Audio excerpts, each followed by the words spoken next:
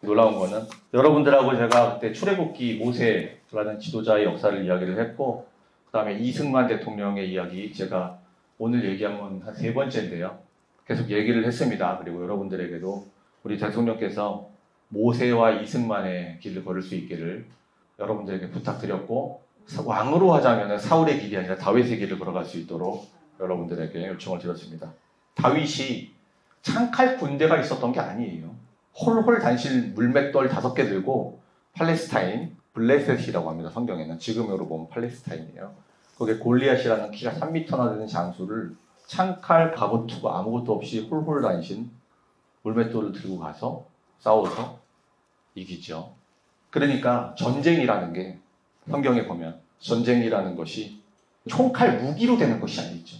전쟁이라는 것은 주님께서 그 운명을 알고 있는 것이니 당당하게 주님의 손에 모든 것을 맡기고, 대통령께서 저한테 이렇게 얘기했습니다. 모세와 같은 지도자들이 필요하다. 압제와 억압당하고 있는 이스라엘을 인도한 모세처럼 지도자들이 더 실천할 수 있기를, 그리고 그 지도자들이 청년들이 되기를 기도한다. 이게 참 신기하기도 하고, 여러분들 기도하시는 거 들어보면은 놀랍니다. 갈 때마다. 대한민국의 현재는 이승만을 공부해야 된다는 생각이 든다라고 말씀하셨습니다. 그래서 오늘 이승만 얘기를 좀 드리겠습니다. 추가로 여러분들 기도하신 대로 다 하나하나 대통령님께서 말씀으로 고백하시는 내용 볼 때 여러분들 기도 참 열심히 하는구나 이 생각이 들었습니다. 대한민국의 현재에서는 이승만을 공부해야 하리라고 생각한다 말씀하시니까 이승만 공부를 해보겠습니다. 역사 공부할 때는요, 연표를 잘 그려야 돼요. 제가 오진아님 이승만 대통령 언제 태어났다고 기억나세요? 맞습니다. 1875년. 와, 대단합니다. 이제 출생을 하는데요. 1875년부터 20년간 과거 시험을 공부했죠. 1895년이죠. 그러니까 20년 외우기 쉽죠? 소년 때부터 공부하면서 과거를 준비했다고 하니까요. 어쨌든 20년, 그래서 1895년이 됩니다. 제가 편의상 외우기 쉬우라고 20년이라고 말씀드렸고요. 양녕대군은 16대 손이라고 말씀드렸죠. 그래서 왕족의 후손으로서 가세는 비난하지만 그럼에도 나라를 위해서 뭔가를 해야 되지 않겠느냐 생각을 하고 과거 시험을 준비했는데, 과거 시험에 번번이 다 떨어졌다고 말씀드렸죠. 비상하거나 이렇게 천재나 이런 분은 아니에요. 그냥 평범하신 분입니다. 여러분들 생각하는 것처럼 천재가 아니에요. 과거를 계속 봐가지고 벼슬을 하고 싶어 했는데 과거를 못 보게 됩니다. 왜 그랬죠? 그렇죠. 1894년에 과거가 폐지돼요. 하늘의 뜻이죠. 너 그만해라고. 과거가 폐지됩니다. 뭐 때문에? 가보개혁이라고 아시죠? 가보개혁으로 과거가 폐지됩니다. 그러니까 과거를 더 이상 공부를 못하는 거잖아요. 이 당시에 과거가 폐지 안 됐으면 이승만이 과거 시험에 합격해가지고 조정으로 들어갔을 수도 있어요. 그렇게 되면은 대한민국은 기독교 국가로 안 세워졌을 거란 얘기를 했습니다. 저는 하늘의 섭리, 신의 뜻, 어떻게 신의 뜻이 이 땅에 구현되는지를 말씀드리는 거예요. 과거가 폐지된 건 인간의 뜻이 아니죠. 어찌 보면. 내가 과거를 폐지시키려고 어떤 의지를 가지고 한 게 아니라 과거가 폐지된 겁니다. 가부개혁으로. 하늘이 과거를 폐지시켜 주셨으니 더 이상 과거 시험 공부를 못하게 됐어요. 그래서 1895년까지 과거를 보고 1896년 되겠죠. 이때 배제학당에 들어갑니다. 배제학당은 감리교 선교사, 기독교 선교사인 아펜젤러 잘 아시죠? 헨리 아펜젤러가 설립한 게 배제학당이죠. 배제학당에 들어가가지고 공부를 합니다. 서양 신식 문물이죠. 서양 문물을 공부하면서 영어를 공부하게 되는 거죠. 영어 공부하고 여기서 서양 문물 공부하면서 그 이승만의 스승이 누구라고 했냐면 서재필 박사님이라고 했죠. 서재필. 미국에서 수학한 서재필 박사. 우리나라 최초의 의사가 서재필 박사입니다. 서재필 박사가 미국의 민주주의와 자유에 대해서 배제학당에 들어온 학생들에게 강의를 하고요. 서재필 박사 잘 아시는 것처럼 독립신문 잘 아시죠? 독립협회 잘 아실 겁니다. 이 서재필 박사에게 서양 문물을 배우죠. 서재필 박사는 미국에서 의사 자격증을 딴 우리나라 최초의 의사니까. 여기서 자유를 배우고 민주주의라는 걸 배우죠. 여기서. 그러면서 협성회라는 걸 만든다고 했죠. 협성회. 구국운동을 하기 위해서 협성회라는 것을 만들고 협성회 활동을 하게 되고요. 그 다음에 서재필 박사는 여러분들 잘 아시는 것처럼 독립협회를 만들어요. 서재필 박사가 배제학당 내에서 학생들을 가리키면서 서재필에게 배움을 받는 학생들은 협성회를 만들고 서재필 박사는 밖에서 독립협회를 만들어요. 독립협회. 젊은 학생들이 협성회 만들고 밖에서 서재필 박사, 이완용, 윤치호, 이상재 이런 분들이 주도가 돼가지고 독립협회를 만들죠. 그리고 독립협회가 개최한 대한민국 최초의 민중집회라고 하는 게 만민공동회라는 거죠. 만민공동회. 독립협회가 이걸 주도합니다. 그리고 독립협회가 독립신문을 만들죠. 독립신문. 협성회는 협성회보를 만듭니다. 언론. 왜 언론이 중요하냐? 제가 말씀드렸죠. 서재필 박사가 무슨 얘기했는지. 자유와 권리는 공짜로 주어지지 않는다. 조정을 향해 목소리를 낸다는 것은 장외위에서는 만민공동회 같은 이런 집회활동을 하는 것이고 펜, 글로 국내의 사정을 정확히 전하고 잘못된 것들을 신랄하게 비판할 수 있어야 된다. 이게 언론이라는 거죠. 언론 굉장히 강조하셨습니다. 서재필 박사님은. 요때 요게 이제 나중에 쭉 하와이까지 이어지는 거예요. 그런데 이 만민공동회가 1898년에 해산이 돼요. 독립협회도 이때 해산이 됩니다. 조정에 의해서. 왜냐면 제가 말씀드렸죠. 만민공동회가 뭐였는지. 당시 그 러시아가 지금의 부산 영도, 조선시대는 절영도라고 그랬어요. 지금은 부산 영도예요. 김무성이 영도 국회의원이죠. 그 영도 절영도를 러시아가 내놔라라고 요구를 합니다. 그걸 우리가 절영도 조차 사건이라고 해요. 조차. 조라는 건 조세할 때 조차고 차는 빌릴 차인데 너네들이 조세를 내는 것처럼 빌리는 형식을 취하지만 사실은 강탈하려고 러시아가 내놓으라고 하는 거죠. 그랬는데 만민공동회에서 다 일어나가지고 반대를 합니다. 그러니까 조정이 이 만민공동회에서 사람들이 반대하면서 일어난 거 보니까 안 되겠구나 해가지고 절영도 조차를 안 해주게 되고 러시아가 포기를 하게 됐죠. 이런 성과가 있었다는 겁니다. 그래서 만민공동회도 필요하죠. 이런 형태의 집회에 참석하고 이런 게 만민공동회 같은 활동이 되겠습니다. 사람들이 모여가지고 조정의 목소리를 내니까 독립협회하고 만민공동회를 해산시켜버렸어요. 이게 1898년의 일입니다. 근데 독립협회 내에서도 사실 의견은 분분했어요. 여기서 분분해진 의견들이 나중에 우리나라가 일제에 항거하는 독립투쟁을 할 때의 외교 노선 혹은 무장투쟁 노선하고도 연결이 되는데요. 여기 출신들 중에서 무장투쟁을 해야 된다는 사람도 있었고 실력 양성 혹은 외교 독립론 이런 걸 주장하는 분들도 있었습니다. 무장투쟁을 한 대표적인 분은 이제 하와이 나중에 가면은 박용만이라는 인물이 나와요. 그때 제가 설명드리고요. 이제 실력 양성 외교 노선을 택한 주된 인물이 이승만 박사님하고 윤치호 선생님 이런 분들입니다. 두 분 다 미국에서 공부하신 분이죠. 윤치호 선생님 잘 아시죠? 굉장히 독실한 크리스찬이고 독립운동가입니다. 이름만 아시죠? 윤치호 선생님 제 강의 예전에 들으신 분들은 기억하실 거예요. 윤치호 선생님 어록을 제가 몇 개 말씀드렸을 거예요. 조선인은 10%의 이성과 90%의 감성으로 살아간다. 조선인의 특징은 한 사람이 멍석마리를 당하면은 다 함께 달려들어 끌어내리고 몰매를 때리고 본다는 것이다. 조선인의 특징이라는 겁니다. 이런 말 때문에 일본을 미화한다라는 이제 그런 이야기를 하는 건데 이렇게 저열하고 무능한 조선의 노예 같은 민족성으로는 독립과 자치를 손에 쥐어준다고 해도 국가를 독립해서 세우는 것은 불가능하다. 이렇게 얘기했어요. 지난주 강의할 때 저한테 그랬어요. 사람들이 어떻게 이렇게 무관심할 수 있느냐. 어떻게 이렇게 나라가 위기에 빠지고 자유가 위협받고 있고 사회주의로 점점 잠식되어 가고 있는 이 세상에서 어떻게 국민들이 깨어나지 않고 민주당 이재명을 지지할 수 있느냐 이렇게 얘기하시는 분들이 있어요. 너무나 무관심하다. 행동하지 않는다. 실천하지 않는다. 모이지 않는다. 공부하지 않는다. 깨어나지 않는다. 얼마나 안타까운가. 당시에 윤치호 선생님 어록을 말씀드리겠습니다. 지금과 그때가 너무나 똑같다고 말씀드렸잖아요. 나를 가슴 아프게 만드는 것은 대중들의 가공할 만한 무관심이다. 이런 국민한테 독립의 희망을 이야기하다니 내가 바보였다. 조선인 이들에게 어울리는 것은 노예 상태뿐이다. 이렇게 얘기를 했어요. 1919년에 이렇게 얘기했습니다. 잘 들으세요. 자, 여러분 이 말 한번 잘 생각해 보세요. 만약에 거리를 누비며 만세를 외쳐서 독립을 얻을 수 있다면 이 세상에 남에게 지배를 당하거나 종속된 국가나 민족은 하나도 없을 것이다. 거리를 누비며 만세를 외치는 게 무슨 의미가 있냐 이렇게 얘기를 했습니다. 그래서 윤치호 선생은 미국에서 공부하신 분이고 대표적인 외교 독립론자입니다. 거리 누벼가지고 대한독립 만세만 외친다고 독립을 얻을 수 있다면은 밖에 나가가지고 만세만 외친다면 그래서 독립이 된다면 남에게 종속된 국가나 민족은 하나도 없을 것이다.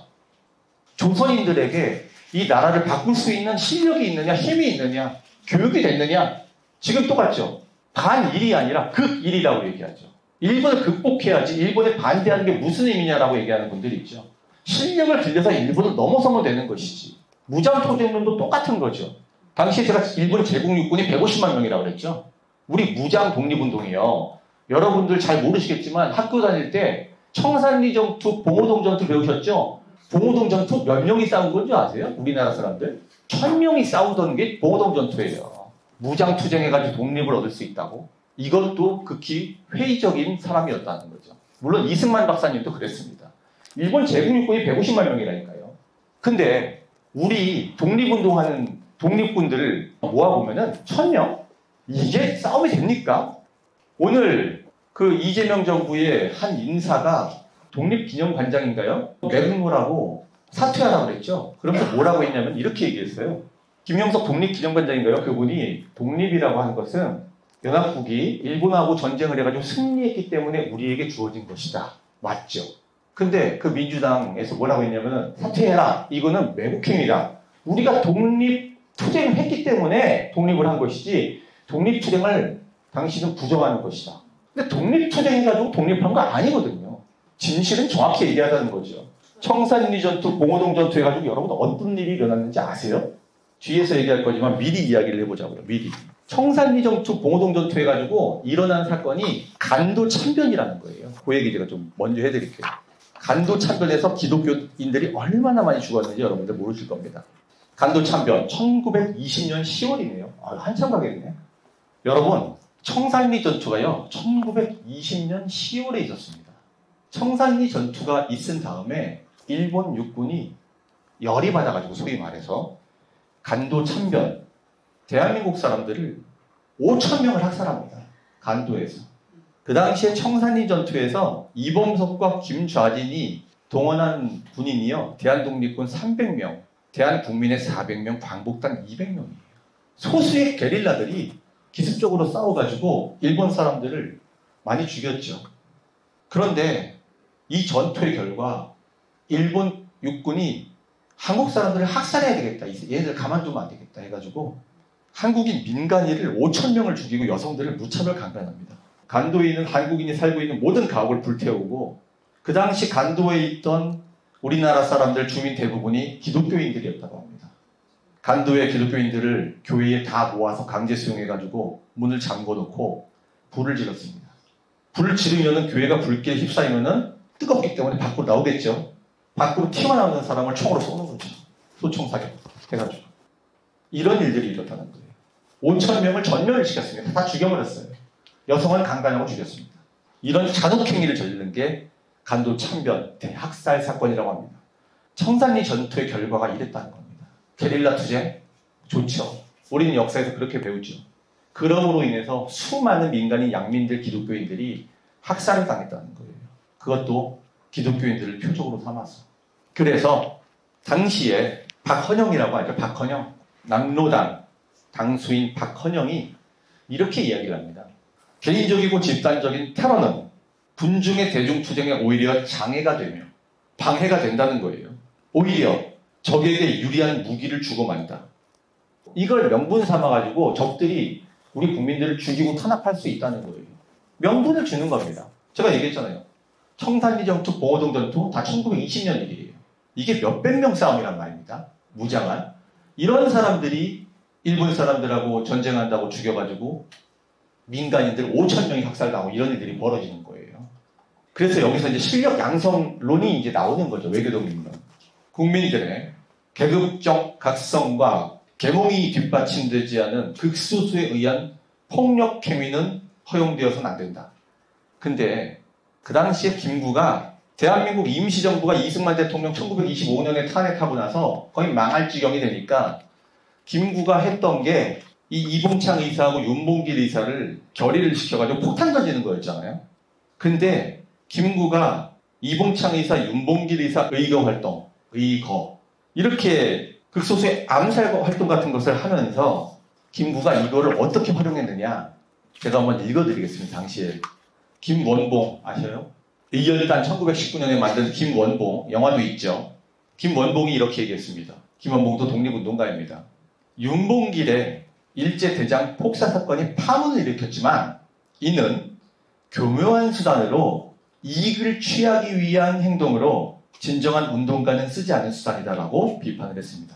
이익을 취하는 수단이다. 이게 무슨 말이죠? 이봉창하고 윤봉길의 의거를 이용해가지고 돈을 막대한 이익을 취한 사람이 있었으니 그 사람이 김구라는 사람입니다. 박헌영이 너무 열받아가지고 이렇게 이야기합니다. 박헌영은 공산주의자예요. 공산주의 좌익이 이렇게 비판을 합니다. 윤봉길의 생명을 김구 일당이 재단에 바쳐 죽였다는 거죠. 의거에 폭탄 들고 내보내가지고 김구 일당이 윤봉길의 생명을 재단에 바쳐 각 방면에서 윤봉길의 값을 받아서 부자가 되었고 좀 더 얻어먹으려고 각 신문에다가 이렇게 홍보를 하니 이제 문구를 얘기합니다. 각 신문에 자랑을 하면서 윤봉길을 시켜 폭탄을 던진 사람은 누구냐? 다른 사람이 아니라 그는 나다. 내가 곧 김구다. 라고 커다란 광고를 신문에 냈다는 것이 얼마나 기괴한 일인가. 이런 것이 바로 김구의 임시정부 및 조선 독립운동의 실상인 것이다. 이봉창 의사, 윤봉길 의사 폭탄 던져가지고 젊은 친구들 던지게 해가지고 이걸 김구가 했다고 하면서 신문에 널리 홍보하고 내세워가지고 후원금 받아 적어서 부자가 됐다는 겁니다. 지금하고 잘 오버랩을 시켜보시기 바랍니다. 청년들의 생명을 재단에 바쳤다고 그랬어요. 박헌영이 남로당, 남조선노동당 당수가 청년들의 생명을 재단에 바쳐 돈 벌어먹는 사람이 바로 김구다. 그래서 너는 그 값을 받아 부자가 되지 않았느냐. 이걸 광고를 하면서까지 그럼 사람들 이 독립운동을 보고 마음이 짠해가지고 다 후원하겠죠. 그래서 윤봉길의 목숨값으로 김구 너는 부자가 되지 않았느냐라고 박헌영이 일가를 했다는 겁니다. 안타까운 일이죠. 그래서 이승만도 이렇게 얘기했습니다. 이봉창, 윤봉길의 폭탄 투하 행위에 대해서 이런 행동은 참으로 어리석은 짓이며 일본의 탄압만 강화시켜줄 뿐 한국의 독립을 가져오는 것은 불가능할 것이다. 이승만도 이렇게 얘기했습니다. 이게 소위 말하는 무장투쟁론이죠. 무장투쟁론. 그래서 무장투쟁, 지금으로 열어붙이면 무장투쟁이 뭔지 실력 양성이 뭔지 한번 생각을 해보시라는 이야기입니다. 저는 지금은 우리가 어떤 때를 보느냐 실력을 양성해야 될 때라고 생각하는 사람이고 이 역사 속에서 그런 얘기를 좀 더 해드리려고 하는 것입니다. 앞으로 다시 돌아와서 재미없어요? 재밌어요. 재밌어요? 요즘하고 잘 오버랩이 되죠? 네. 청년을 팔아서 청년을 팔아서 돈을 벌어먹는 게 있으니라고 저는 이제 앞으로 1년간은 그냥 거지처럼 살아야 돼요. 뭐 일도 못하고 사람들이 맨날 그 걱정하던데 어떻게 사냐고. 인생이라는 게 다 내 것이 없고 내가 가진 모든 것이 주님의 것이니 제가 얼마 전에 그 생각이 들더라고요.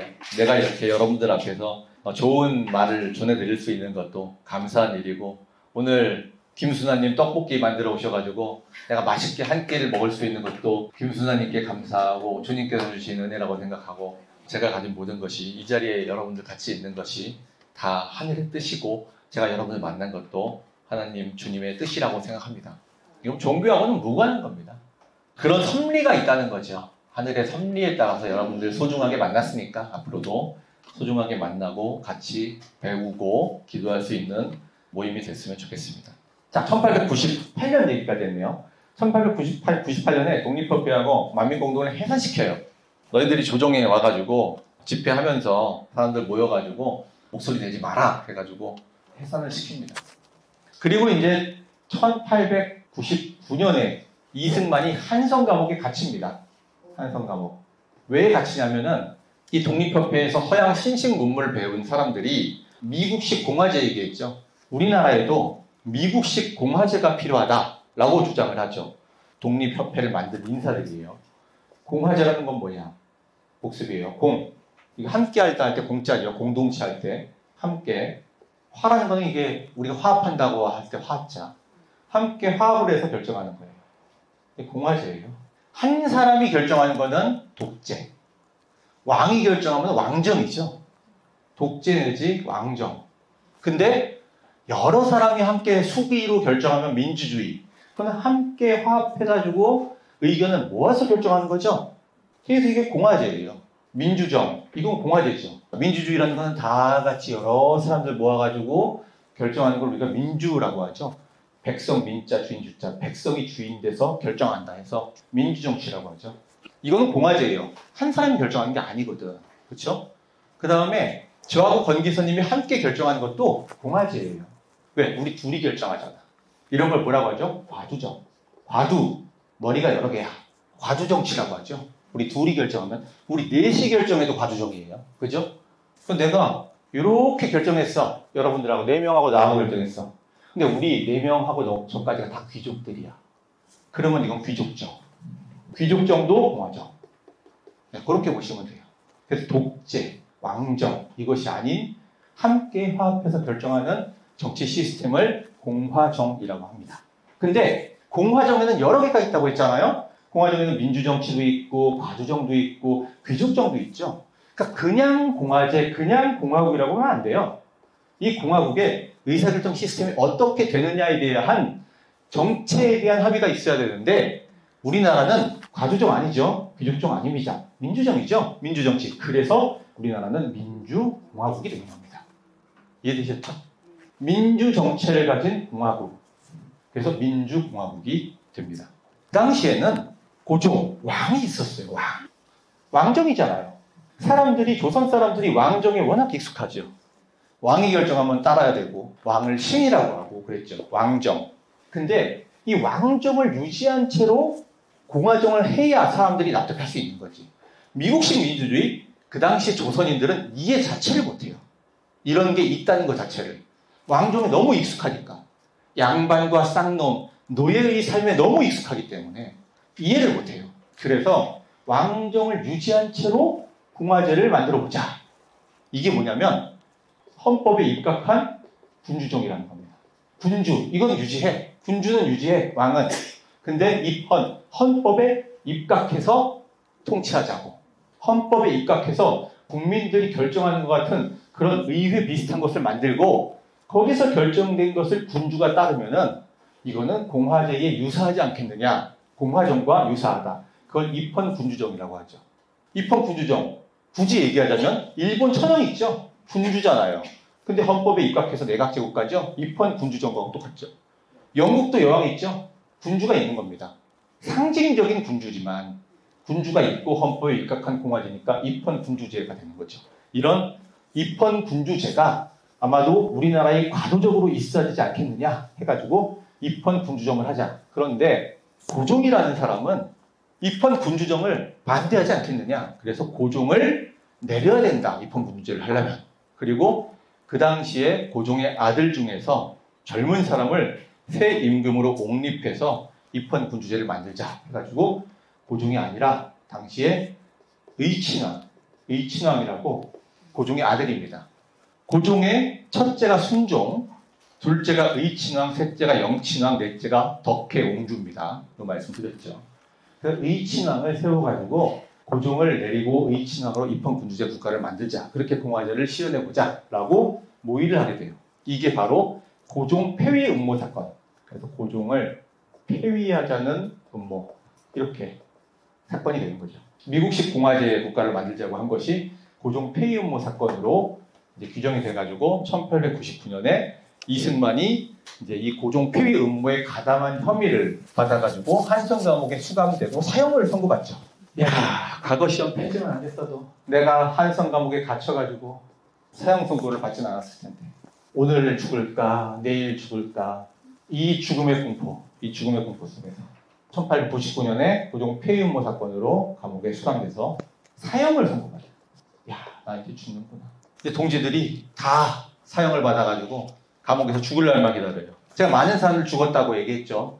한 사람 불려가가지고 사형당하고 이러면서 언제쯤 내가 나가서 사형을 당할까. 이 극심한 공포 속에 하루하루를 지냈다라는 거예요. 나는 이제 죽는 날만 기다리는 거예요. 여러분 그 생각을 해보세요. 여러분들 감옥 갇혔어요. 윤석열 대통령도 감옥 갇혀 있죠. 사형은 아직 우리가 알 수 없는 일이지만. 고종 폐위 음모 사건이 이게 뭐죠? 내란죄. 맞잖아요. 고종 내리고 의친왕 올려가지고 입헌 군주제 만들자. 내란죄 사형. 내란죄는 어디나 사형입니다. 예수 그리스도도 내란죄. 맞죠? 내란죄. 내가 유대인의 왕이다. 내가 그다. 예수 그리스도 하나님의 아들이고 너희들이 지금 섬기는 왕이 아니다. 이게 바로 내란죄. 맞죠? 그 다음에 소크라테스도 사형당하죠. 소크라테스도 내란죄 사형당하죠. 아테네의 직접 민주주의라는 제도 자체를 매우 불신했기 때문에 그 제도를 무너뜨리고자 했습니다. 소크라테스는 역시 내란죄. 이승만도 내란죄입니다. 내란죄로 사형 선고받았어요. 그래가지고 이제 이렇게 복습이에요. 여러분들 누구들한테 이야기 잘해주시라고. 칼, 머리 이렇게. 이거 아시죠, 여러분들? 여기 구멍 이렇게 뻥 뚫려가지고 모가지 이렇게 있는 거. 이거를 우리가 형틀, 칼이라고 합니다. 이렇게 이제 갇혀가지고 수도감 생활을 하면서 사형당하면 끌려나가서 이제 목을 댕강 잘라버리는 겁니다. 여러분들이 이런 상황이라면 어떨까요? 여러분들이 하루하루 내 동지가 한 명 끌려가면 또 사형, 또 한 명 나가면 사형. 이거를 기다리는 하루하루가 얼마나 극심하게 고통스러웠을까요? 1875년에 태어나가지고 1900년에 이런 일이 있으니까 이게 25세 때 일 아니겠습니까? 25살이에요. 박현훈이 지금 몇 살이죠? 네, 32. 25세 때 하루하루 사형만 기다리는 이 극심한 공포. 이 공포는 정말 말할 수 없는 고통인 거죠. 이 고통 속에 있을 때 성경책이 한 권 들어옵니다. 그리고 이승만이 어차피 이제 자기는 사형 당할 거니까 성경책을 읽자. 이승만은 기독교를 믿던 사람이 아니고 배제학당은 감리교가 세운 학당인데도 불구하고 배제학당에 들어가면서 거기서 미션 스쿨로 성경을 가르치고 기도를 하라고 했지만 그때도 예수님을 안 믿은 사람이에요. 제가 말씀드렸죠. 1900년 전에 죽은 예수라는 사람을 믿는다는 게 가당키나 하냐. 말이 안 된다. 그 사람을 믿는다는 것 자체가. 나는 절대로 예수님을 믿지 않을 것입니다. 라고 이 당시에 배제학당에 다니면서 엄마한테 편지를 써요. 제가 1900년 전에 죽은 사람을 그 사람의 말씀을 믿을 리는 없을 거라고 얘기를 해요. 근데 여기서 이제 죽음을 앞두고서 이 사람이 이제 할 수 있는 게 이 성경이 들어왔으니까 이 성경을 읽어보자 해가지고 요 칼 밑에 성경을 이렇게 놓고 성경을 읽어요. 손에는 이제 이렇게 쇠사슬 하고 있으니까 이제 이거를 감옥에 같이 수감되어 있는 동료가 책장을 하나하나 넘겨줘야 돼요. 그래서 자기 목만 이렇게 나와가지고 칼 속에서 성경 읽는 거예요. 간수 눈치 보면서. 간수 오면은 덮고, 간수 없으면 또 읽고. 이렇게 해가지고 성경책이라는 거를 사형을 기다리면서 읽게 되는 거예요. 그런데 이 성경을 읽으면서 이승만이 변화를 하게 됩니다. 죽음의 극심한 공포 앞에서 성경책을 읽고 하나님께 기도를 했더니 감옥이 빛으로 가득 채워지는 것 같았고 나의 마음이 평안히 깃들며 나는 완전히 변한 사람이 되었다. 이렇게 얘기를 합니다. 이승만의 초경위서에 나와 있는 내용이에요. 그러면서 기도를 합니다. 하나님 나의 영혼을 구원해 주신 것처럼 이 민족을 구원해 주십시오. 내가 죽더라도. 이렇게 기도를 합니다. 왜 이 안에서 기쁨이 넘치고 평안이 넘치고 내가 변한 사람이 되었을까요? 이렇게 얘기합니다. 이승만이 영문자서전에 나는 감옥에서 얼마나 감사했는지 잊을 수 없다. 감옥살이에서 얻은 축복에 대해서 감사한다. 야, 이게 축복이래. 이게 기쁨이래. 사형을 당했는데 사형을 앞두고 있는 사람이 이게 기쁨이고 이게 평안이래. 이거 이해할 수 있어요? 여러분? 사형당하기 전에 있는 사람이 이런 기분을 느낀다는 거 상상할 수 있어요? 상상이 안 되죠? 왜 이런 게 가능할까요? 제가 지난 시간에 얘기했죠. 기독교는 무슨 종교? 자유의 종교. 기독교는 자유의 종교예요. 그래서 자유라는 이념과 가치를 가지고 있는 것은 우리가 우파라고 얘기하죠. 좌파는 결과적 평등. 기독교가 자유의 종교라는 걸 아는 사람은 좌파가 될 수 없어요. 제가 그래서 두 가지 얘기했죠. 뭐로부터의 자유냐. 첫 번째는 죄로부터의 자유. 여러분들 죄 안 짓고 사는 사람 없죠? 여러분들이 무슨 죄를 지었던 간에 이 죄를 사해 주시는 거죠. 예수 그리스도가 여러분들의 죄를 대신 대속해서 죽음으로 인하여. 근데 죄로부터 자유가 끝이 아니죠. 더 중요한 게 있어요. 그게 무슨 자유라고 했죠? 맞습니다. 사망으로부터의 자유예요. 이를 통해서 자유함을 얻었으니 그것이 진리라고 합니다. 우리가. 진리. 그래서 진리가 너희를 자유케 하리라. 이렇게 얘기하는 거예요. 지금 이승만이 깨달은 건 뭐냐면 이겁니다. 사망으로부터의 자유. 죽음이 두렵지 않다는 거예요. 죽음이 두렵지 않을 때 이 상황이 축복과 기쁨과 평안이 될 수 있고 이게 감사가 될 수 있는 겁니다. 감사가. 죽음이 두렵지 않아. 여러분 다 죽음 무서워하죠? 아이고 감사합니다. 사망으로부터의 자유. 죽음으로부터의 자유예요. 이게 있을 때 내 한 몸 바칠 수 있는 거예요. 죽는 게 무섭지 않아요. 왜? 나는 죄로부터의 자유함을 얻고 구원을 받았으니까. 죽었을 때 여러분들이 천국에 갈 수 있다. 이 구원의 믿음이 있을 때 이 감정이 나오는 거예요. 축복, 기쁨, 평안, 감사. 이게 사망으로부터 자유예요. 두려운 게 하나도 없다는 거예요. 그래서 이 성령이라는 게 제일 무섭다는 겁니다. 이 성령이 제일 무섭다고 하는 사람이 누구냐? 윤치호 선생은요. 미국에서 공부해가지고 우리나라에 그 찬송가를 번역해가지고 보급한 사람이 윤치호 선생이에요. 자, 윤치호 선생이 뭐라고 얘기하느냐? 성령이라는 것은 가장 강력하고 가장 높은 의미의 독립정신이다. 투쟁정신이다. 왜 그렇죠? 성령은 죽음이 무섭지 않거든. 내가 구원을 받는다는 성령으로 무장해 있으면 죽음이 무섭지 않거든. 그러니까 이 성령으로 무장한 사람은 일본 사람들이 아무리 탄압해도 내가 죽으면 죽으리다 하고 나가서 싸운다는 거예요. 그러므로 고도의 저항력을 가진 민족은 성령으로 똘똘 뭉쳐있다. 이 성령은 가장 강력하고 높은 의미의 독립정신이요 투쟁정신이니 한국인은 자신의 힘만으로는 의지할 수 없고 우리 민족의 운명을 알고 개척해 주시는 분은 오직 하나님뿐이다. 이게 윤치호 선생이 한 말이에요. 여러분들이 7.18로 알고 있는 맞는 말 아니에요? 맞아요. 성령은요. 여러분들이 성령이라는 건 영적 힘입니다. 이 영적 힘을 가지고 있는 사람, 믿음을 가지고 있는 사람들은 사망이 무섭지 않고 죽음이 무섭지 않아. 여기로부터 자유함을 얻었잖아요. 죄로부터의 자유함을 얻었으니까 담대하게 어떤 행동이든 할 수 있어요. 그래서 이 성령이라는 게 가장 강력한 독립 투쟁정신이라고 본 거고 이걸 이승만이 독립정신에 그대로 적죠. 그래서 이승만이 이런 죽음의 위기 속에서 성경을 읽으면서 하나님을 알게 되고 기도를 하게 되면서 죽음이 무섭지 않다 라고 하면서 결심을 하게 되는 거예요. 기도를 하게 됩니다. 제가 하지 말라고 했던 서원기도 그런 걸 하는 거예요. 서원기도 무섭다 했다 죽는다고. 서원기도 하면은 그거 안 지키면 죽는다니까요. 저도 서원기도를 했다니까요. 나는 그게 서원 그거 있는지도 몰랐어요. 옛날에는. 제가 사실 합격하는 시기를 놓고 서원기도 해가지고 지금 이렇게 이제 살고 있는 건데요. 40살 때까지 합격하면은 그 남은 기간을 다 드리겠다고 하는데 제가 32살에 합격을 해가지고 8년 동안 수임을 안 하고 봉사만 하게 됩니다. 그 얘기 정용이 안 들으셨구나. 간단하게 해드릴게요.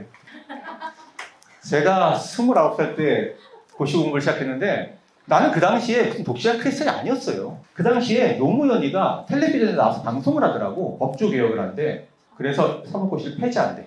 제가 40살 되던 그 해에 그래서 제가 29살 때 고시 공부를 시작합니다. 나는 그때 교회는 다니지만 우리 어머니가 전도사니까 교회는 다니지만 뭐 믿음 신앙 이런 거 몰라요. 근데 40살 때 이때 40 폐지되면 나는 끝나네. 그럼 나는 고시 낭인이 안 되고 이때 되면 야채 장수해야지. 이런 생각을 하고 있었어요. 어머니한테 그랬어요. 야채 장수 할 거라고. 야채 장수 할 거라고. 야채 장수를 할 운명이 아니었나 봐요. 그래가지고 이제 고시촌에 들어가서 공부를 하는데 우리 윤석열 대통령은 법대 4년, 그 다음에 사시 2차 9번, 그리고 실패치 합격. 그러니까 14년 공부했어요. 고시를. 늦깎이 검사야. 늦깎이 검사. 부전 10기. 이게 윤석열 대통령이에요. 사시 2차 9번 보는 것도 진짜 의지의 사나이지. 14년. 40살 때니까 이게 11년이네. 보통 이제 서울법대 다니는 친구들이 4년 법대 공부하고 3년에서 7년에 붙으니까 이게 법대 4년. 저는 비법대. 저는 경영학과 출신이에요. 법을 전혀 몰랐습니다. 근데 이때 이제 제가 좌파 운동하면서 야 이거는 사실 뭐 총칼의 그런 문제, 소위 말하는 집회, 대규모의 대중투쟁 이런 문제가 아니라 법을 다루는 제도, 법과 제도의 문제가 필요하겠구나 해가지고 제가 고시 공부를 하거든요.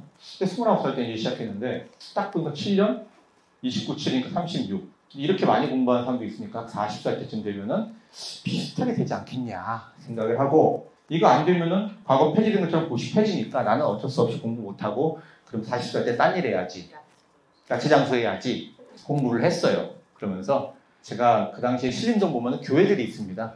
고시촌 꼭대기에 그 노장촌이라고 그쪽에 쌓여 고시원이 그쪽에서 공부를 했는데 관악산 아래에서 거기 선민교회라고 있어요.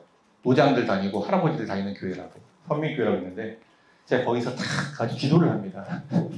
하나님 제가 사시에 합격하면 40살까지 사시 폐지될 때까지 공부를 하겠으니 제가 고시에 합격하면 40살 이전에 붙는 날만큼을 왜냐면 이때 그만 이제 하게 되는 거니까 제가 주님을 위해 일하겠습니다. 라고 얘기를 해요. 저는 이거 서원이라는 거 몰랐다니까? 근데 제가 언제 붙냐면요. 32살에 붙어요. 32세 6개월에 붙어요. 3년 6개월 걸려서 3.6년. 그러니까 8년이 남은 거지. 8년 남은 거지. 그래가지고 제가 우리 어머니 전도사 아닙니까? 그래서 어머니한테 어머니 사실은 제가 이런 기도를 했습니다. 그랬더니 너 그거 안 지키면 죽는다. 그게 서원이라는 거야. 너 서원 기도라는 거 알아? 너 그거 안 지키면은 하늘에서 신이 너에게 죽임을 비롯해서 너를 안 죽여도 네 주변을 죽이거나 엄마가 죽을 수 있어. 너 이거 안 지키면 주변이 죽거나 주변에게 정말 감당할 수 없을 만큼의 시련과 고난을 당하게 되고 너도 죽어. 이렇게 얘기하는 거예요. 8년 동안 제가 그래서 요 사이에 세월호도 있습니다. 요 사이에. 제가 그래서 이때 이제 공익, 인권 이런 걸 이제 제가 딱 끼어들게 된 거예요. 8년 봉사해야 되잖아. 봉사가 뭐죠? 인권. 봉사가 뭐죠? 공익. 그래서 제가 이제 여기서 공익, 인권 이런 것만 이런 일만 하는 돈 없고 가난하고 사람 죽었는데 아무도 안 하는 사건 이런 거 저한테 오면 제가 하고 그랬죠. 제가 8년을 이렇게 봉사를 하면서 살았습니다. 제가 지금 49살이에요. 근데 사람이 살아오는 데는 관성이라는 게 있어요. 내가 8년 동안 봉사하며 살면서 그럼 내가 이 9년 동안 잘 벌어먹고 살았을까요? 이 9년 동안도 똑같이 살았습니다. 똑같이. 그래서 로펌에서 이제 여러 군데서 오라 그래요. 여러 군데서. 이게 돈 받는 게 중요한 게 아니고 관성대로 살아오게 되더라고요. 근데 어떻게 먹고 살고 있어요? 저 하늘에 날아다니는 새도 주님께서 먹여주시는 것처럼 지금까지 제가 돈 번 적 한 번도 없습니다. 이승만 대통령도 돈 번 적이 한 번도 없어요. 독립운동하느라고. 그런데 어떻게 이렇게 제가 할 소명을 다하면서 자 살고 있습니다. 주님의 은혜죠. 투자를 해가지고 먹고 살았습니다. 잘 먹고 사는지는 모르겠습니다만 내년까지 잘 버텨야 되는데 자 여튼 서원이라는 건 이렇게 무서운 거예요. 바쳐야 되는 거예요. 자기를. 내년이면 50인데 바치고 있습니다. 이승만 대통령께서도 이 한성 감옥 안에서 자기를 버리겠다는 기도를 하죠. 나를 여기서 구원해 주신다면 내가 이 민족을 위해서 내가 일하겠습니다. 라고 기도를 합니다. 서원 기도한 거죠. 그리고 구원이 되죠. 사형을 받았는데 극적으로 5년 7개월 살다가 사면이 됩니다. 그래서 극적인 사면을 받고 자유의 몸이 됩니다. 이승만의 자서전 5년 반의 감옥 동안에 얻은 축복에 대해서 주님께 감사합니다. 1904년에 나는 사면을 받고 다시 세상에 나올 수 있는 자유를 얻었으니 주님께서 이 자유를 저에게 주셨습니다. 그래서 이승만이 내가 주님을 위해서 이 민족을 위해서 이 민족을 구원하기 위해서 이 안에서 기독교 국가로 대한민국을 만들겠다는 사명을 가지고 살아가겠다라고 결심을 하고 그게 소위 말하는 서원 기도가 되는 거예요. 이승만이 독립정신이라는 책에 이렇게 씁니다. 독립정신이라는 책은 참고로 한성 감옥에 있을 때 1904년 이때 쓴 책입니다. 독립정신. 한성 감옥 안에서 쓴 책이에요. 여기서 이렇게 씁니다. 예수께서 나에게 주신 자유, 이 은혜는 다른 것으로 갚을 수 없고 예수의 뒤를 따라 세상 사람들을 위하여 우리나라를 위하여 나의 목숨을 버리기까지 일하겠으니 책에 쓴 거예요. 서원을. 내 목숨 버려서 일하겠다. 기독교로 만사의 근원을 삼아 나의 몸을 잊어버리고 남을 위하여 일하는 자가 되어야 천국에 가서 만날 수 있으리라. 예수의 뒤를 따라 나라를 위하여 나의 목숨을 버리는 것, 이것처럼 어진 것이 사랑하고 의로운 것이 어디에 있으리요. 이승만 대통령이 가장 좋아하는 문구 갈라디아서 5장 1절 예수께서 우리를 자유케 하려고 자유를 주셨느니 그러므로 굳건하게 서서 다시는 종의 멍에를 매지 말라. 노예가 되는 것이 아니라 종이 되는 것이 아니라 이 민족을 자유케 하겠다. 그리스도께서 이 자유를 주셨으니 이 땅에서 이 주의 뜻을 따라 준행하는 인간인 내가 우리 민족을 일제로부터 이 압제로부터 자유케 하기 위해서 살겠다. 이승만 대통령이 좋아하는 문구 5장 13절 갈라디아서 형제들아 너희가 자유를 위하여 부르심을 입었으니 이 부르심에 응답하겠다는 겁니다. 주님의 부르심에 응답하니 오직 나는 사랑으로 종 노릇을 하겠다. 이 민족들을 위하여.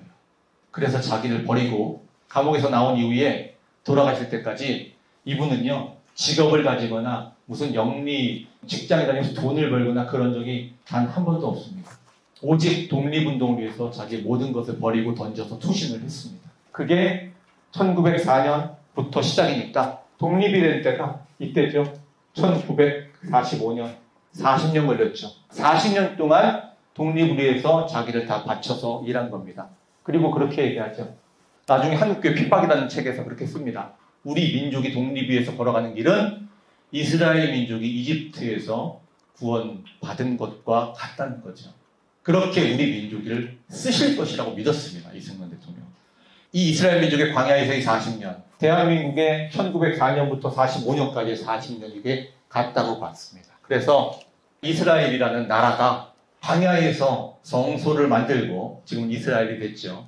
기독교 국가가 된 것처럼 대한민국이 아시아에서 제일 가는 기독교 국가가 될 것이고 가장 먼저 성소, 교회들이 가장 널리 퍼지는 국가가 될 것이다. 그렇게 만들겠다라고 이야기를 합니다. 자, 그렇게 해서 1904년에 이제 이승만이 감옥에서 이제 나오게 되죠. 5.7년. 야, 우리 윤석열 대통령께서 이승만 대통령의 책을 읽고 공부해야 된다고 했는데 그러면은 5.7년은 갇혀가 계셔야 되는 것 같아요. 안 돼요? 그러면 이때는 우리나라가 기독교가 거의 없었으니까 이승만 대통령 홀로 감옥에서 이렇게 서원을 하면서 빛을 보고 이 자유를 가지고 내가 목숨 버리겠다. 나를 구원해 주셨으니 이렇게 하지만 이제 여러분들이 열심히 기도하셔야 되겠네요. 여러분들이 얼마나 열심히 기도하시느냐에 따라서 대통령께서 하나님께 기도해달라고 하셨습니다. 교회 안 다니시는 분들도 이거 대통령의 요청이니까 기도를 해주셔야 돼요. 제가 교회 다니는 사람이라서 그런 게 아니라요. 대통령께서 기도해달라고 하셨어요. 제가 아까 읽어드렸잖아요. 그러니까 여러분들 기도해 주셔야 됩니다. 대통령 요청이에요. 1904년에 이제 나오는데 이때 사면을 요청한 사람이 민영환이라는 사람이라고 잘 아시죠? 민영환 누구냐면은 대한제국의 내무부 장관, 지금으로 보면 행정안전부 정도 되겠나요? 내무 대신이라고 합니다. 을사늑약 체결됐을 때 자결하신 분이에요. 민영환 공. 충정공이라고 하죠? 민영환 공이 사면 요청했어요. 왜냐면은 이승만이 영어를 잘한다. 영어를 잘하니까 이승만을 미국으로 보내가지고 루즈벨트 대통령을 만나가지고 대한민국이 독립을 할 수 있게 청원을 하는 게 좋겠다. 라고 얘기를 해가지고 강력하게 요청을 하죠. 이승만이 배제학당에서 영어를 배웠다고 했죠. 영어를 아주 잘합니다. 이승만이. 아, 그래? 그러면은 미국에 가가지고 이 일을 할 수 있는 사람이 제일 잘한다고 이승만이라는 사람이 그래가지고 이제 극적으로 이제 풀려나는 거죠. 그래서 1904년에 감옥에서 나오는 해방되고 난 다음에 미국으로 갑니다. 그리고 요 사이에 뭐가 있냐면 1903년.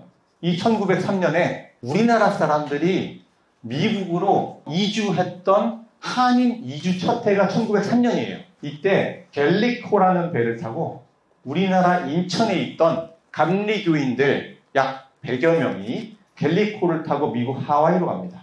왜? 하와이는 사탕수수 농사가 엄청 번성했어요. 그러니까 사탕수수 밭에서 일할 수 있는 인력이 필요했어요.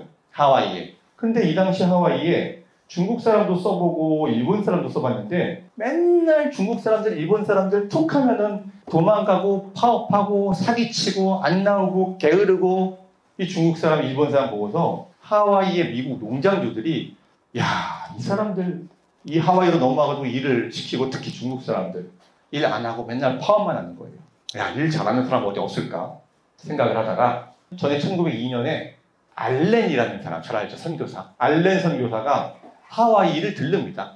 알렌을 딱 만나가지고 하와이 사람들이 이렇게 얘기해요. 야, 이 사탕수수밭에 노동자들이 필요한데 성실한 사람 어디 없냐고. 그러니까 알렌이 선교사로 우리나라 들어왔잖아요. 그러니까 야, 내가 있는 곳이 조선이라는 곳인데 여기 있는 사람들이 근면하고 성실해. 여기 있는 사람들을 한번 써보는 건 어떨까라고 사탕수수 농장주들한테 얘기를 하니까 그렇게 해주십시오.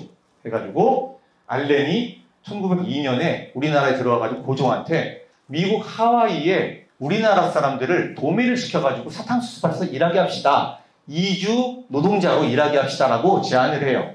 근데 미국으로 넘어가게 되면은 교육도 공짜, 집도 공짜, 의료도 공짜, 월급도 많이 줘. 그런 거죠. 그러니까 이게 독립운동에 도움이 될 것이다. 미국과의 관계를 하는데도 유리하고 하와이에 가서 일하면 돈을 많이 벌 수 있기 때문에 이게 독립운동의 미천이 될 것이다. 그래서 1902년에 그걸 고종이 허가를 합니다. 그래서 1903년에 처음 미국 상선 갤리코라는 걸 타고 인천에서 하와이로 출발을 하게 되는데 여러분들 미국에 가가지고 이거 배 타고 가다가 배 침몰할 수도 있고 이 당시에 미국이라는 아무것도 모르는 나라에 누가 가겠냐고요. 고종이 그거 좋아해가지고 알렌이 미국으로 넘어갈 사람들을 모았어요. 근데 사람들이 아무도 안 가겠다는 거야. 무섭잖아. 안 가겠다는 거예요. 그래서 미국으로 하와이를 이주하려는 사람들을 모으지를 못했어요. 이때 독립운동의 미천도 될 수 있고 이 목적으로 결심한 사람들이 누구였느냐? 인천에 있는 기독교인들이었어요. 특히 감리교인. 인천에 최초로 세워진 감리교회가 내리교회라는 거예요. 인천 내리교회. 그 인천 내리교회는 미국 존스 목사님이라는 분이 사목을 하고 있었어요. 존스 목사님의 인천 내리교회에 있는 성도들이 결심을 하게 됩니다. 우리가 가겠느라고. 그래서 출발하기 전에 파송 예배를 하고 갤리코를 타고 갑니다. 미국으로. 100명이. 인천에서 하와이로. 인천에서 하와이로. 나중에 제가 강의에서 얘기 드렸지만 여러분 인하대학교라고 알죠? 인하대학교가 인천 하와이의 준말입니다. 여기서 떠난 사람들이 감리교에서 같이 예배를 드리고 하와이에서 이승만과 함께 한인 기독교회를 만들어서 그 사람들이 모은 돈으로 교회 부지를 사고 그 부지를 팔아서 우리나라로 보내서 이승만이 대통령이 된 다음에 교인들이 보낸 돈으로 인하대학교를 만들죠. 그게 인천 하와이. 이승만 대통령은 교육을 가장 중요하게 생각했으니까. 그래서 인하대학교가 만들어지죠. 이런 뜻이에요. 인천 하와이에서 만든 대학교다. 인천에서 출발했죠. 인천 내리교회. 하와이에 정착했죠. 하와이에서 독립운동했죠. 하와이 독립운동 이끌던 이승만이 대통령이 됐죠. 그러니까 우리가 이 교육에 기여하자. 복습하니까 지루해요? 아니에요? 자꾸 들으셔야지 여러분들이 사람들한테 얘기해 줄 수 있게 돼요. 그래서 이제 인하대학교는 그렇게 만들어진 교육기관이에요. 자, 그래서 1903년에 갤리코를 타고 하와이로 100명이 넘어왔는데 일을 너무 잘하는 거야. 근면성실. 대한민국 사람들의 특징 아니겠습니까? 뭐 파업이 뭐야? 일을 더하면 더했지 덜하지 않습니다. 특히 교인들이잖아요. 열심히 일해라. 근면성실하게 일하는 것이 주의 뜻이다. 더 열심히 일하자. 더 많이 일해서 돈을 더 많이 벌자. 그래서 이 나라에 기여하자. 너무 열심히 하니까 이 하와이 농장주들이 조선인들한테 뿅 간 거죠. 그래가지고 요청을 합니다. 우리나라 조선인들을 더 보내주셨으면 좋겠다. 그래서 1902년부터 1905년까지 한인이요. 얼마가 가냐면요. 5,000명이 넘어갑니다. 그 조선인이 5,000명이 넘어가가지고 여기서 독립운동의 기반을 만드는 겁니다. 1903년에 내리교회 사람들 처음 봤죠. 하와이에서 사탕수수 일을 하면서 있었는데 1904년에 3년이 돼가지고 미국에 영어를 잘하니까 독립청원하러 가야 될 거 아닙니까? 루즈벨트 대통령한테. 그래가지고 이승만이 미국으로 떠나요. 근데 여러분 미국으로 가려면은 왜 하와이일까를 생각을 해보면은 하와이의 사탕수수 노동자들도 물론 우리나라에서 이렇게 성실하게 일을 해가지고 많이 넘어갔지만 여기가 아시아 맞죠? 아메리카. 하와이가 어디 있죠? 하와이가요 여기 있어요. 하와이가 아시아 대륙하고 북아메리카 미국 여기에 딱 가운데 있어요. 하와이가. 이 당시에는요 우리나라에서 배를 타고 가면은요 증기선인데 한 번에 미국까지 못 가요. 반드시 경유를 해서 연료를 채워서 가야 됩니다. 증기선이기 때문에. 한 번에 못 가. 한 번에. 경유를 해야 돼요. 그래서 여기서 정박해서 연료 채우고 다시 증기선 출발. 이렇게 미국. 이렇게 가야 돼요. 그러니까 아시아와 아메리카를 연결하는 모든 교통수단은 하와이를 거치게 돼 있어요. 여기가 중심이라는 거죠. 교통의 중심. 호놀룰루 항구. 여기가 교통의 중심이라는 거예요. 그러니까 청년 이승만이 미국으로 1904년에 넘어가기 위해서는 어디를 거쳐야 되죠? 여기를 거치게 있어요. 그죠? 그래서 이승만이 배를 타고 여기로 가죠. 하와이. 여기 이제 정박을 하는데 1904년 11월에 경매를 했는데 하와이의 중간 기착지에 내렸을 때 이승만을 기다리고 있던 사람들이 누구였느냐? 조선 감리교인들이 이승만을 하와이에서 맞아서 같이 예배를 봅니다. 이 당시에 조선인들은 독립적인 교회라는 게 없었어요. 미국이 만들어준 감리교회에서 신앙생활을 하고 있었습니다. 근데 감리교인들하고 예배를 하면서 여기서 이승만이 연설을 해요. 설교 같은 거죠. 미국으로 파송돼서 가는 거니까. 설교를 하면서 감리교인들하고 처음 만나게 됩니다. 만나면서 본인이 1904년에 썼던 독립정신 이야기를 합니다. 독립이란 어떻게 만들어지느냐. 지금 우리와 함께 예배를 보는 사람들은 교회인들일 것인데 독립이, 나라의 독립이라는 것은 그냥 만들어지는 것이 아니다. 나라가 독립하려면은 뭐부터 독립해야 되냐? 교회도 독립할 수 있어야 되고 교육기관도 독립할 수 있어야 되고 우리가 활동하는 모든 것들이 스스로 바로 서서 독립할 수 있을 때 이게 나라의 독립으로 이어진다는 거예요. 개인, 가정이 바로 서는 독립, 교회도 독립해야 되고 교육도 독립해야 되고 그런데 우리 감리교인들이 미국에서 사탕수수 농사를 하고 있지만 교육도 교회도 모두 미국이 주는 것을 일방적으로 시혜적으로 받기만 했다는 거죠. 이게 뭐다? 이게 노예정신. 이 노예의 삶을 벗어나지 않고서 대한민국의 독립을 이룰 수 없다. 성령이라는 건 뭐죠? 성령이라는 건 아까 사망으로부터의 자유라고 했죠. 사망이 두렵지 않기 때문에 내가 죽으면 죽으리다라는 심정으로 일하고 스스로 독립할 수 있게 교회부터 세우지 않으면 안 된다. 그래서 그 독립정신을 강조를 했습니다. 이때 연설에서. 그리고 당시 조선인 교인들이 이 당시에 300달러를 만들어줘요. 이승만한테 헌금으로. 선교 헌금이라고 볼 수 있죠. 미국에서 활동하는 것도 사회선교의 관점으로 보면 되니까요. 300달러를 만들어주는데 당시에 제가 첫째 시간에 말씀드렸죠. 당시에 미국에 있는 조리사들의 월급이 한 39달러 정도였다고 했으니까 약 30달러라고 쳐보죠. 한 달 월급이. 그러면은 300달러면은 10달치 월급 정도 되겠네요. 지금으로 치면은 한 달에 300만 원 받는다고 가정하면은 10달이면 3천만 원. 3천만 원 정도를 모아서 준 거예요. 이승만한테. 헌금해서 모아줍니다. 이걸 가지고 미국에서 이승만이 1904년에 외교 활동을 하게 되죠. 외교 활동을 이제 하기 시작해가지고 1905년에 조선인들은 5천 명 있고 1904년에서 5년까지 미국의 국무장관을 만나요. 존 헤이라는 사람입니다. 존 헤이 국무장관을 만나가지고 1905년 초죠. 이때 우리나라의 독립을 청원합니다. 대한제국, 조선이 독립을 할 수 있도록 미국의 루즈벨트 대통령, 미국 국무부가 나서달라라고 존 헤이한테 청원하는데 이 사람도 독실한 크리스찬. 그러니까 이승만하고 이야기를 하면서 국무장관을 만나서 얘기를 하면서 존 헤이가 설득이 됩니다. 야, 외교 독립이 되는구나. 성과를 거두겠구나. 이제 미국 루즈벨트 대통령이 대한제국이 독립해야 된다. 발표를 하면 되겠구나. 근데 이렇게 쉽게 독립이 되나요? 자, 1905년에 대한민국이 기독교 국가가 됐나요? 안 된 상태죠. 대한민국에 기독교인들은 많지 않았어요. 이승만이 1908년에 미국 필라델피아 한인교회에서 설교를 하는데 그 당시에 한국 크리스찬이 10만 가까이 된다 그랬거든요. 이 당시에는 크리스찬들이 많지가 않을 때였다는 거예요. 그러면 이때 만약에 미국 루즈벨트 대통령이 독립을 해준다. 될까요? 하나님의 뜻은 이게 안 되게 만드는 게 하나님의 뜻입니다. 왜? 아직 조선이라는 나라의 기독교가 널리 전파되지 않았다라고 본 거지. 제가 볼 때 그래요. 하늘의 뜻이라면 되겠지. 국무장관을 설득했으면 다 됐어. 이제 이게 루즈벨트 대통령한테 넘어가면 돼. 그러면은 되겠다. 그랬는데 하늘이 하는 일을 보시라는 거예요. 존 헤이 국무장관이 갑자기 병사를 합니다. 죽어서 독립청원이 닿지를 못하고 성공을 못합니다. 이 사람이 죽어가지고요. 외교 독립의 꿈은 더 멀어지게 된 거죠. 그러니까 하늘의 뜻은 이렇다는 거예요. 때가 안 됐으면 안 되게 만드는 거예요. 잠시 된 것 같지만 야, 지금은 때가 아니야. 라고 해서 빠르게 뭔가 될 것 같지만 안 되게 만들어버린 거예요.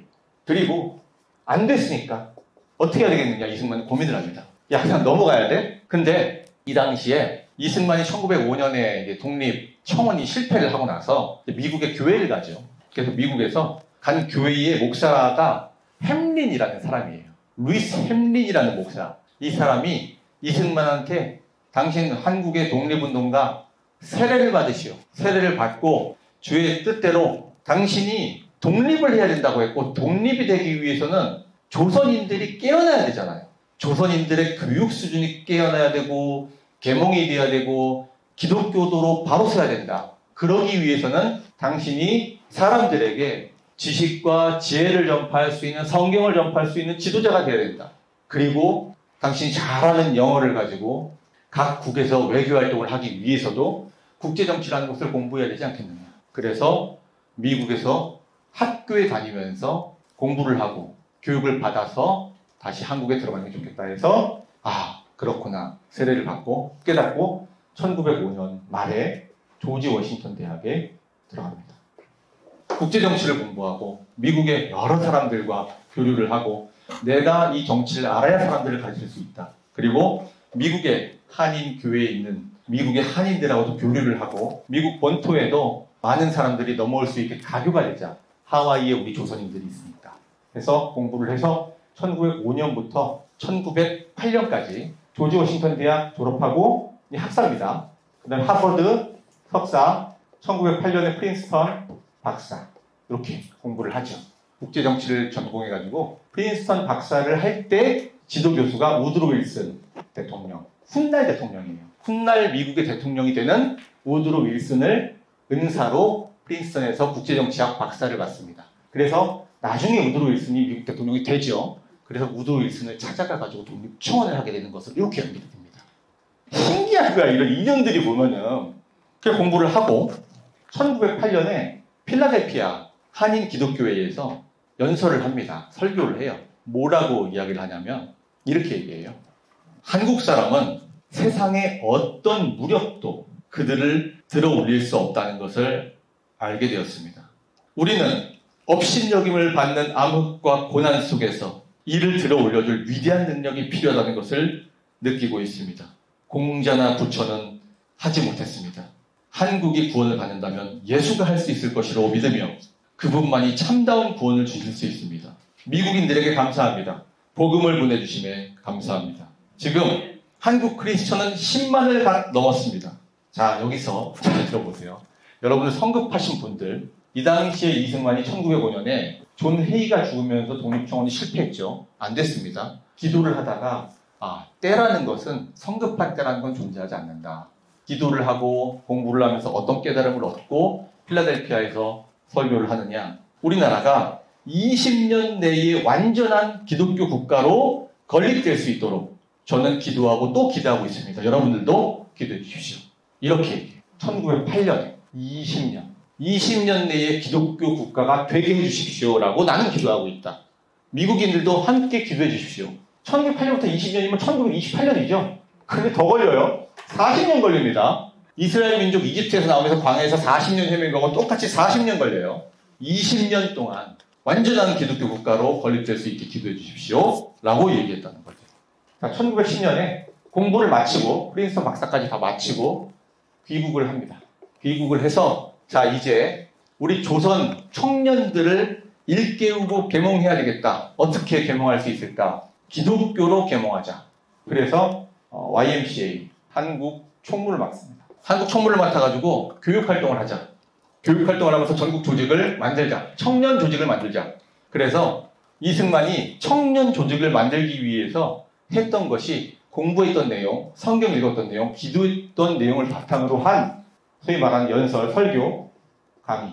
요걸 가지고 전국에 전도 여행이라는 걸 떠납니다. 전국을 순회하면서 강연하고 설교하고 YMCA 총무 자격으로 전도 여행을 떠나요. 1910년, 1911년 이렇게. 전도 여행을 하면서 전국 각지에서 실력을 양성해야 된다. 교육으로 깨어나야 된다. 우리가 모여가지고 함께 기도해야 된다. 이런 청년들을 모읍니다. 몇 명을 모았을까? 수가 중요한 건 아니에요. 이 당시에 100명을 모읍니다. 청년 100명. 전국에서 청년 100명을 모아가지고 함께 공부하고 학습, 실력 양성하고 기도하는 모임 100명을 만듭니다. 그래서 전국 학생 하령회라는 걸 만든다고 그랬죠. 하령회. 하라는 거는 여름 하자. 여름에 만들었으니까 하령회입니다. 전국 학생 모임을 조직합니다. 기독교로 모인 사람들이에요. 기독 청년들입니다. 기독 청년 리더들 100명이 모여가지고 전국 조직을 만들어서 같이 공부하고 기도를 했다. 자, 그런데 기독 청년 리더들이 모여가지고 뭔가 공부하고 뭔가 꽁꽁이 속이 있는 것 같은 거야. 일본이 딱 보니까 야, 너네 모여가지고 뭐 하는 거지? 모여가지고 무슨 모의를 하는 거야? 너네 또 독립운동하려고 하는 거지. 그래서 이 모인 사람들, 이 모인 기독 청년들을 모함을 하는데요. 어떤 사건을 모함하냐면은 야, 너네 내란이잖아. 당시에 조선 총독부 총독이 데라우치라는 사람이에요. 데라우치 총독. 조선 총독부 총독이니까 우리나라로 치면은 우리나라의 왕이라고 볼 수 있죠. 너네들 암살하려는 모의를 했지? 암살 모의. 이건 내란이야. 조선 총독부를 뒤집어 엎으려는 거잖아. 너네들이 모여가지고 내란죄 왕미다스려라 해가지고 이 사람들을 전부 체포를 해라. 이게 바로 데라우치 총독 모의 암살 사건. 100명이 아니라 105명이었습니다. 이게 바로 105인 사건이라는 겁니다. 기독교 지도자 리더들을 싹 잡아가지고 감옥에 쳐넣은 내란죄로 쳐넣은 사건. 이게 한국교회 지도자들을 미래의 동량이 될 청년 지도자들을 탄압했던 데라우치 총독 암살 모의 내란 사건 105인 사건입니다. 이거 적극적으로 함께하는 사람이 이승만이죠. 그래서 이승만이 수배가 됩니다. 잡히면 감옥, 그러면 또 사형 당할 수 있겠죠. 사형 당하면 안 되니까 어떻게 해야 되죠? 도피해야 되겠죠. 우리나라에 있으면은 잡힐 수가 있으니까 한국교회를 탄압했던 105인 사건에 연루된 이승만. 그래서 이승만이 도미를 하게 됩니다. 미국으로 몸을 피해서 가게 되죠. 이게 1911년에 시작을 해서 전도행 끝나고 1912년에 105인 사건. 그죠? 그래서 이거를 피해서 1913년에 드디어 하와이로 도미를 하게 됩니다. 여기서 이제 하와이의 독립운동이 본격적으로 꽃꽃 피기 시작하는 거죠. 야, 복습하는데 1시간 걸렸네. 여기까지가 제가 이전에 강의했던 내용 복습입니다. 알겠어요? 더 자세히 얘기한 것도 있고. 2번, 3번 들으니까 지겨워요? 안 지겨워요? 하와이에서의 독립운동이 시작되죠. 하와이 독립운동. 인제 본론인데 8시 반이네. 5분 쉬었다 할까요? 바로 할까요? 듣는 것도 힘들죠? 강의하는 건 더 힘들어요. 근데 이게 다 여러분 이런 역사를 아는 게 정말 우리가 앞으로 어떻게 나아가야 될지를 보여주는 거거든요. 5분 쉬었다가 정확히 35분에 시작하겠습니다.